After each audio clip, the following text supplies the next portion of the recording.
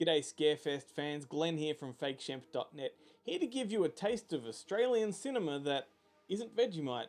Peter Weir. He's a Hollywood director who's made movies like The Truman Show, Fearless, Dead Poets Society, Green Card, just to name some. But back in 1974, he made a really peculiar little film called The Cars That Ate Paris. This one is a real beast of a movie. It's brutal, it's violent, it's chilling, it's funny. So you might be thinking Paris, France, but in this case, Paris is a small rural town in Australia in the middle of nowhere, and its residents profit from the accidents of tourists. And of course, they loot the vehicles of these wreckages when the victims are rushed off to hospital or taken away on a slab. The film centers around a guy called Arthur, whose brother dies in one of these accidents. But Arthur finds himself trapped in the town and there's no way to get out. Of course, he could just hop in a car and drive out, but he's got some kind of weird PTSD where he had an accident several years ago and he just can't bring himself to hop in a car without having weird flashbacks and traumatic visions, and then there's no public transport. This is a dumb movie, don't get me wrong, it is really stupid, but you know what?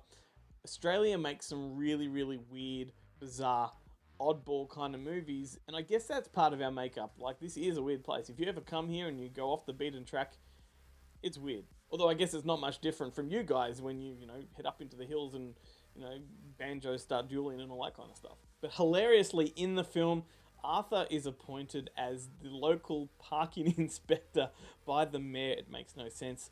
And that really irks a lot of the residents who, for some reason, get so angry that they go to war with each other. And then they dress all these cars up that are really weird, Mad Maxy, if you will, and just go at each other in a really violent and brutal manner. And check out the poster. I mean, that is a cool poster, and those cars are pretty sick. The movie performed moderately in Australia, but it failed to find an audience in America.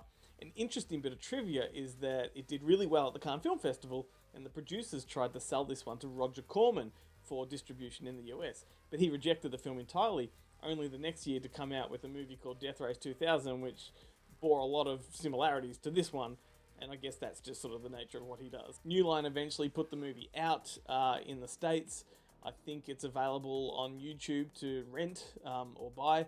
Just do yourself a favor and track this one down because it is a forgotten gem that deserves to be remembered. And if I haven't convinced you to find The Cars That Ate Paris, then you might be interested to know that Stanley Kubrick actually considers this to be one of his favourite films of all time, although he did.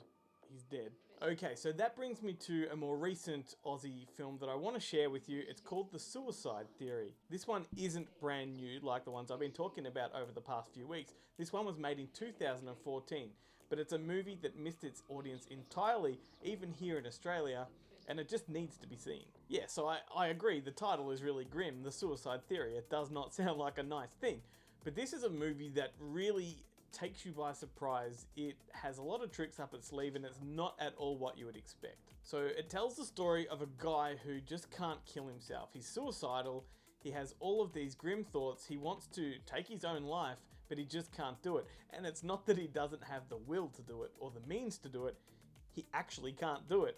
And so he hires a hitman to take care of it for him, but the problem is the hitman can't do it either. This guy, no matter what he does, whether he's, thrown in front of a car, jumps off a building, or, bullet to the head, nothing can kill him. And, well, if I were to tell you much more of the plot and the story, then I'd be giving away some massive spoilers. Suffice to say, this is a movie that has a sting in its tail. It's got lots of twists and turns. It is a real surprise kind of thing.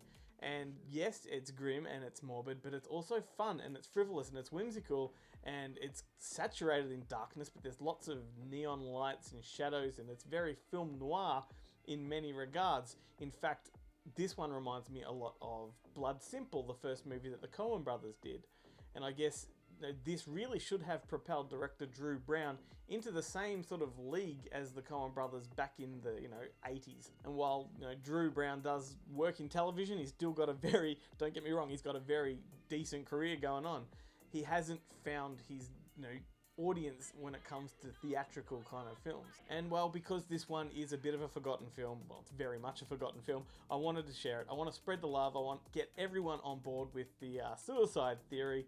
I know that it's available on streaming over their various platforms, including Amazon Prime, Hulu, YouTube rental, PlayStation Network. Just look it up on whatever platform you have. I'm sure it's there somewhere. And if I have not convinced you that this is a movie that you need to see, then why the heck did they put my name on the DVD? Anyway, that's it from me again. Thank you so much for watching. If you like what I do, check me out on fakechamp.net. Follow us on Facebook. Check out my podcast. Read my reviews. Look at my interviews. There's a whole lot of nerdy cinematic ramblings, and I'll catch you next time.